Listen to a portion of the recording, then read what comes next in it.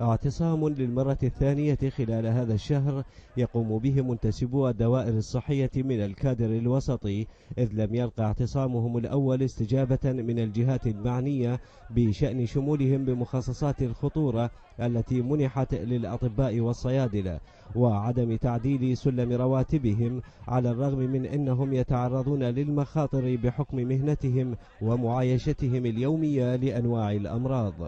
احنا خلاصة المرض ده يجي علينا، خلاصة المرض يعني الدم مال المريض اللي بيه البكتيريا واللي بيها الفيروسات كلها ده تجي علينا، الافرازات الجسم المريض وهذا، واحنا ما نريد ندخل بهاي التفاصيل، بس نريد نفهم المسؤولين انه احنا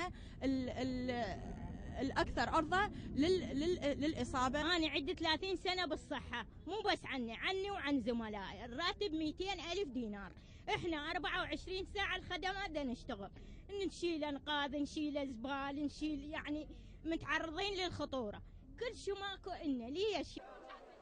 وعلى الرغم من استمرار عمل بعضهم في أقسام الطوارئ، إلا أن تخلي آخرين عن عملهم قد يؤثر على أداء المستشفيات التي يتوافد عليها المئات يوميا، خاصة ضحايا الانفجارات المتواصلة.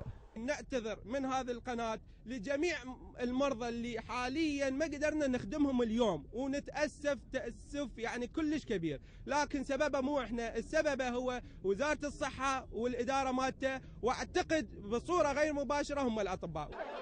المعتصمون وبعد أن طرقوا جميع الأبواب لحل مشكلة أوضاعهم المعاشية في ظل ارتفاع الأسعار المتزايدة والتي أصبحت عاملا ضاغطا مع ضعف مرتباتهم التي تصل إلى أقل من 100 دولار لذوي العقود المؤقتة وأقل من 200 دولار للدائميين. هؤلاء المعتصمون وجدوا فيما طرحه عليهم أحد المسؤولين المفاوضين عملية تهدئة لا تفضي إلى حلول. ماكو كله تخدير أعصاب، هذا لا تسوي لقاء. وحسب الجهات الداعية لهذا التجمع فإن الاعتصام شمل جميع المحافظات، ويعتبرونه رسالة أخيرة إلى الجهات المسؤولة كي تستجيب لمطالبهم التي تدعو لإنصافهم على جهودهم في ظل أوضاع اقتصادية متردية تعاني منها أسرهم. وستنظم الكوادر الصحية إضرابا شاملا يوم الأربعاء المقبل حسب ما ورد في بيانهم، ما لم تستجب الوزارة لمطالبهم.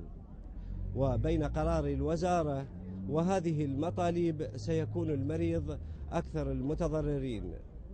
من مدينة الطب ببغداد، فلاح الذهبي، الحرة.